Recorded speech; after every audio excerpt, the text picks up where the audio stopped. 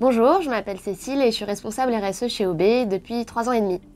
Bonjour, je m'appelle Ninon, je suis chargée de mission RSE chez OB depuis 1 an.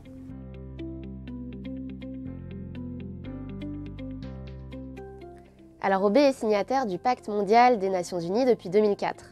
Et à ce titre, nous nous sommes engagés à en respecter les 10 principes universels relatifs au respect des droits humains, des normes internationales du travail, de l'environnement et à la lutte contre la corruption.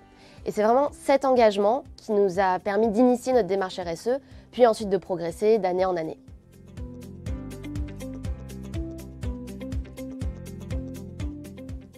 Alors aujourd'hui, la stratégie RSE de OB s'articule autour de 3 grands axes. Premièrement, réduire notre impact environnemental.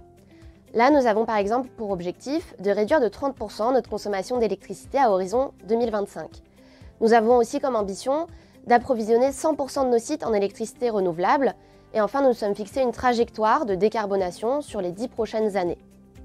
Deuxième axe, être un employeur responsable.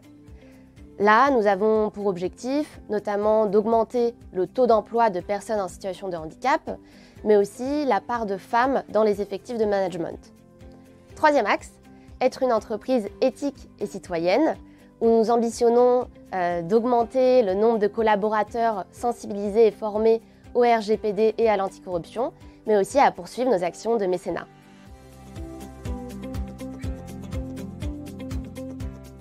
Alors le premier point qui me vient en tête, c'est qu'après 1 an et demi de process, les objectifs de réduction des émissions de gaz à effet de serre de OB ont été validés par l'initiative Science Based Targets. Le deuxième point qui me vient en tête, c'est l'organisation d'un Digital Cleanup au début de l'été pour sensibiliser les collaborateurs aux impacts du numérique. Lors de cet événement, nous avons organisé des sessions de nettoyage des boîtes mail et nous avons clôturé cet événement par un quiz sur les bonnes pratiques qui ont été partagées.